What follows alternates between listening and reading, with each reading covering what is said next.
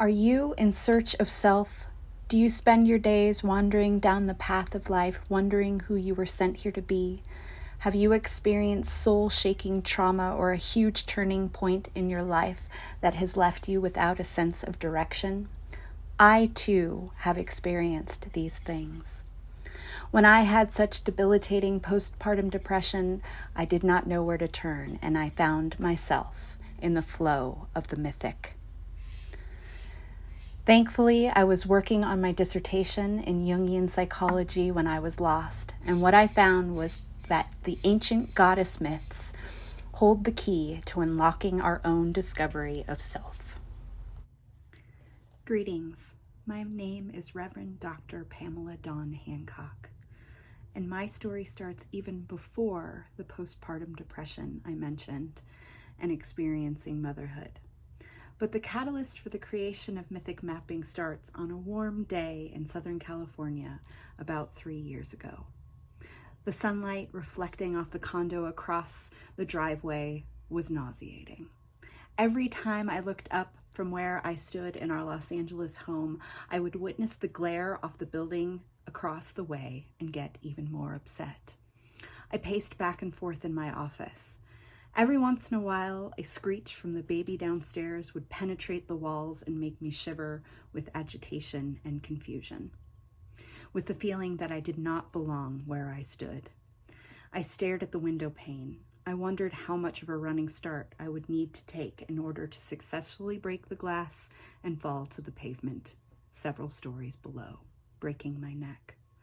I had been suicidal so many times in my life, during my childhood, tormented by my abusive father, during the vomitous feeling in the pit of my stomach after I had been raped.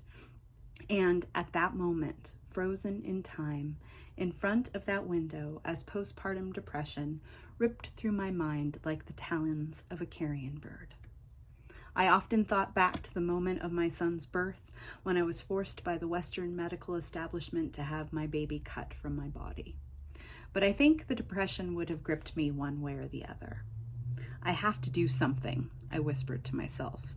And thus I sat down in front of my altar space in my office and began to do an active imagination, a process created by C.G. Jung almost 100 years ago, where you get into a meditative state, see an image, and then work with that image.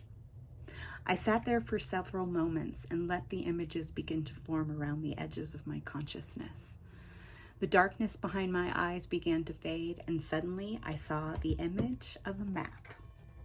This one here, which is part of Mythic Mapping. I think it was in those moments when I understood Carl Gustav Jung the most. Dr. Jung is the psychologist whose footsteps I follow in, and he shifted his whole reality after a violent turning point shifted his entire life. He broke from his mentor, and he said that he felt lost in the desert.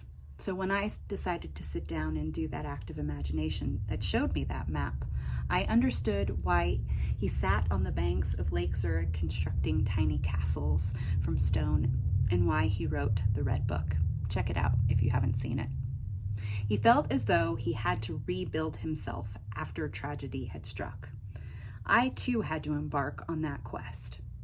When I saw the map in the aforementioned active imagination, I knew it was going to lead me through the dark recesses of my trauma and out into some sort of light. I just didn't know how or towards what. So I began to take notes on everything that was happening to me, the active imaginations and the synchronicities. In other words, those moments when you're like, whoa, what was that? That is totally strange. I was just thinking about that the other day, or I saw that in the newspaper and now I'm right in front of it. That's a synchronicity, those aha moments where something aligns that's outside of you. I was in my second year at Pacifica Graduate Institute, and if anything, my experiences diving into depth psychology taught me that I can initiate my own healing. I continued to engage in the practices that Jung did after his break with his mentor. Following the vision of the map was several more sessions in which I saw the goddess Persephone, which shows up in one of these cards, and Medusa on cards that resembled tarot cards. We'll get more into those later. It was at that point when I started to create the art that I saw in these visions. It was from those encounters with the unconscious that mythic mapping was born, and why I am here today to tell you about it. As one of the end goals of mythic mapping is to help provide a personal mythic structure for the individuation journey, let me give you a definition of what individuation actually means. Individuation has to do with becoming aligned with an internal, guiding, and ordering archetype that Jung called the self, capital S. The understanding of individuation that I brought to this project is that it's not about becoming more socially acceptable or rich and famous, but rather about comprehending and utilizing the forces that make one who they are. It is the act of transforming into the person one is meant to be. Trauma has the ability to lead people towards this individuation process if they can take a step back and observe what is happening to them. But how? Jung stated in one of his books, quote, "My own understanding is the sole treasure I possess and the greatest. Though infinitely small and fragile in comparison with the powers of darkness, it is still a light, my own light."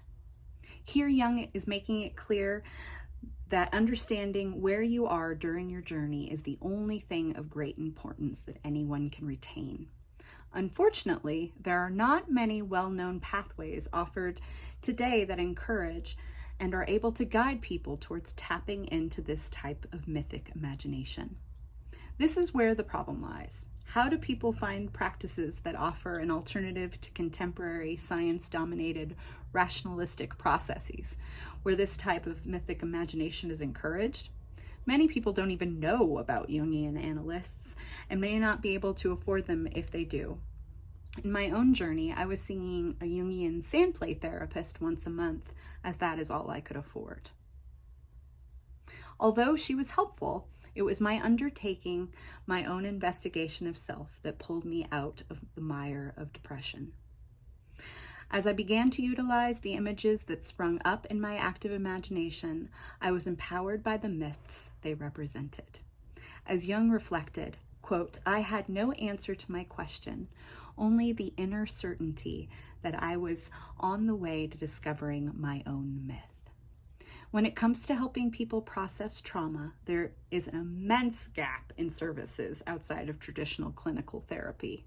My intention while developing mythic mapping was to create a tool to heal, when working without an analyst or therapist is appropriate, by offering a guide for people to access their own inner story, their own myth.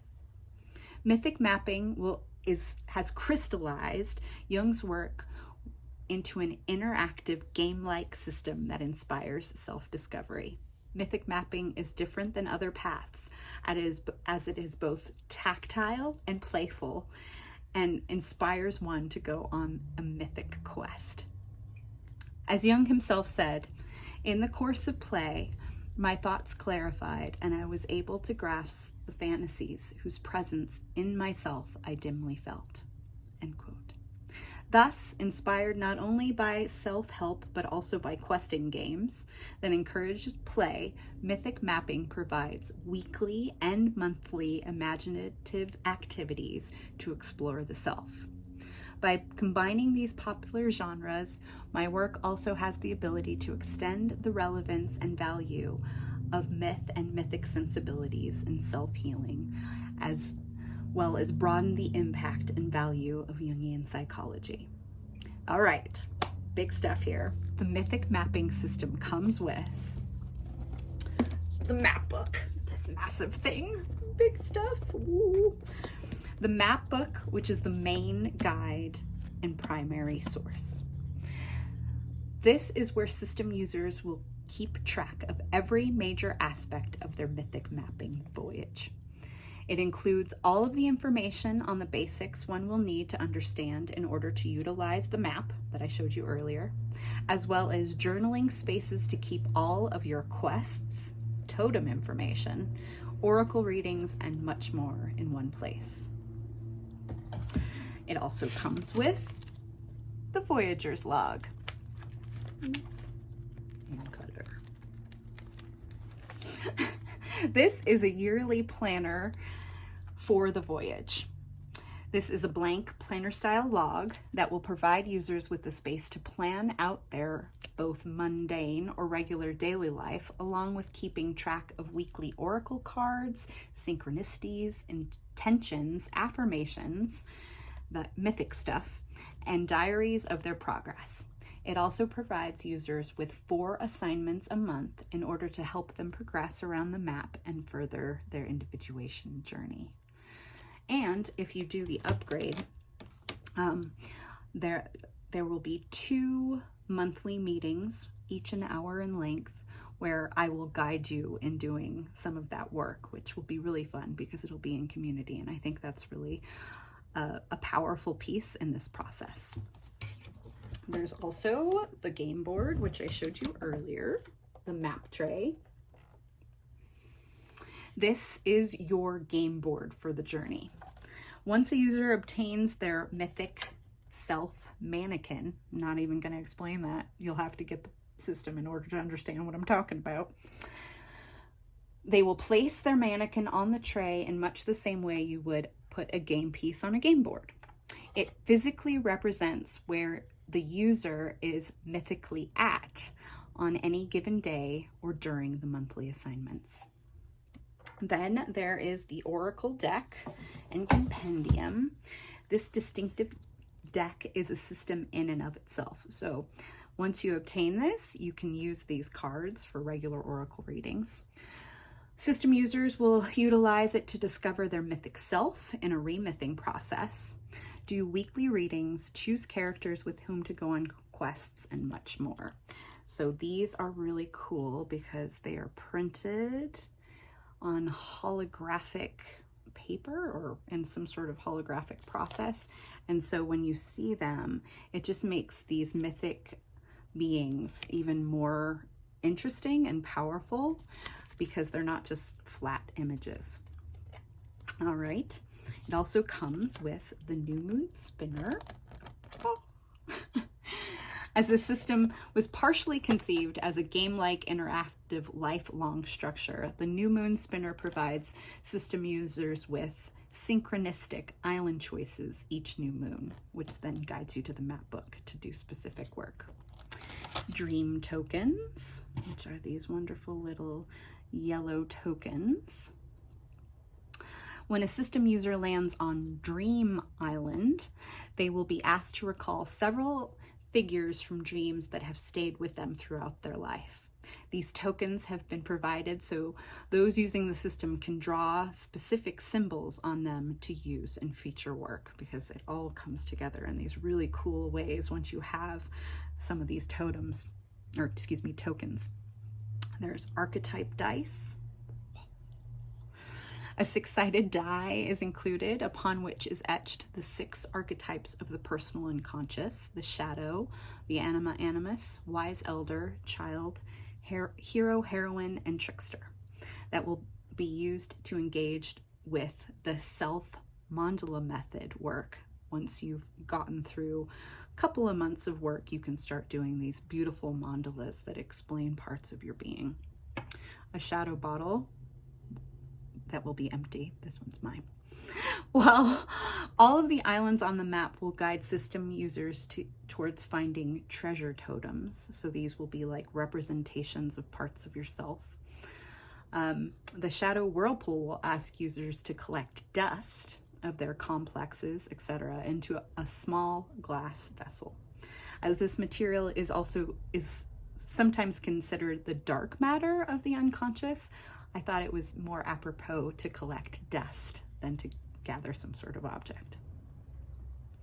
Finally, the Mythic Mapping process itself first promotes the system user to make a mythic self character through a process called remything. Okay, I'll tell you a little bit about it. They will then utilize that character to go on quests that can be done as both an active imagination practice, so much like meditation plus allowing a story to unfold in your mind's eye, and or a journaling method if that feels more comfortable to you. During these quests, system users will interact with archetypes and discover symbols that teach them about who they are. This mythic self will also have the opportunity to engage with images from dreams, animals and plants from the land on which you live, the characters from the myth, all with the sole purpose to help the person understand who they truly are. So it's a game, literally, of self-discovery. You will learn how to interact with the place you call home, understand how to better take care of your physical body, decide what vocation really means to you, discover your passions, develop healthy relationships, understand that turning point, that traumatic experience that may have led you towards being interested in this system, and unearth the contents of your shadow whirlpool to attend to past wounds. So there you have it. If this resonates with you, please donate to my Kickstarter and be one of the first people who get to use this revolutionary system in real life. I look forward to hearing from you.